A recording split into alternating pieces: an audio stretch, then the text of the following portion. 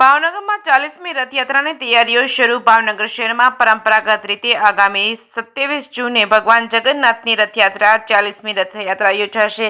આ રથયાત્રાના 2 માસ પૂર્વે અખાત રીતના દિવસથી જ રથયાત્રાની તૈયારી શરૂ કરી દેવામાં આવે છે, જેમાં ભગવાનના રથનું પૂજન અર્ચન કર્યા બાદ આથી જ રથના મેન્ટેનન્સ સહિતની કામગીરી તબક્કાવાર પ્રારંભ કરવામાં આવશે. ભાવનગર જગન્નાથજીની રથયાત્રા સમિતિના અધ્યક્ષ સહિતના લોકોએ મંદિર ખાતે ઉપસ્થિત રહી પૂજન અર્ચન કરી રથના મેન્ટેનન્સ સહિતની કામગીરીનો પ્રારંભ કરાવ્યો હતો. ભગવાન જગન્નાથની 17.5 કિલોમીટર લાંબો રૂટ ધરાવતી આ રથયાત્રામાં સૌથી વધુ ટ્રકો, ટ્રેક્ટર, બળદગાડા તેમજ ભગવાનનો કાષ્ઠમાંથી તૈયાર કરેલો રથ મળી 150થી વધુ વાહનો જોડાય છે. દેશની સૌથી મોટી જગન્નાથજીની રથયાત્રામાં દર વર્ષે રથયાત્રા બાદ ત્રણેય રથનું વિસર્જન કરી દેવામાં આવે છે, જે જગન્નાથપુરીની વિશિષ્ટતા છે. જ્યારે બાકી શહેરમાં નીકળતી રથયાત્રાના રથનું વિસર્જન કરવામાં આવતું નથી અને દર વર્ષે અખાત રીતના દિવસે પૂજન અર્ચન કરી એ જ રથનું જરૂરી સમારકામ કરી રથયાત્રા છોડવામાં આવે છે. જે કેસમી ગુજરાતી સાથે હિરેન ભાયાણી, ભાવનગર. અષાઢ સુદ બીજના રોજ ભગવાન જગન્નાથજીની રથયાત્રા ભાવનગરની અંદર ભવ્ય રીતે નીકળે છે.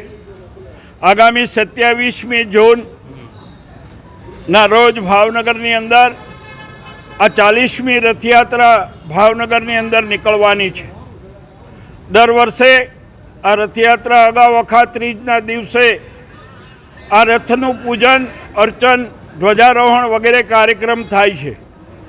જગન્નાથપુરીમાં રથયાત્રા પૂર્ણ થયા પછી આ ત્રણેય રથોનું વિસર્જન કરવામાં આવે છે અને આજથી એટલે કે અખાત ત્રીજના દિવસથી નવા રથોનું નિર્માણ કરવામાં આવે છે.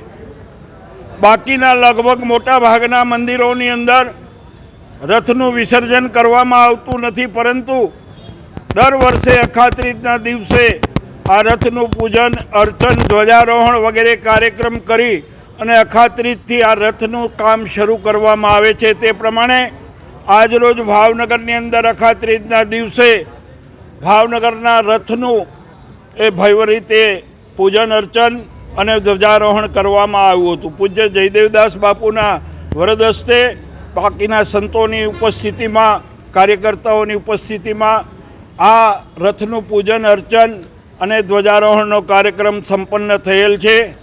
આગામી 27મી જૂનના રોજ ભાવનગરની અંદર ભાવનગરની આ 40મી રથયાત્રા ગુજરાતની બીજા ક્રમની અને હિન્દુસ્તાનની ત્રીજા ક્રમની રથયાત્રામાં એ ભાવનગરના રાજમાર્ગો ઉપરથી ભવ્ય રીતે નીકળશે.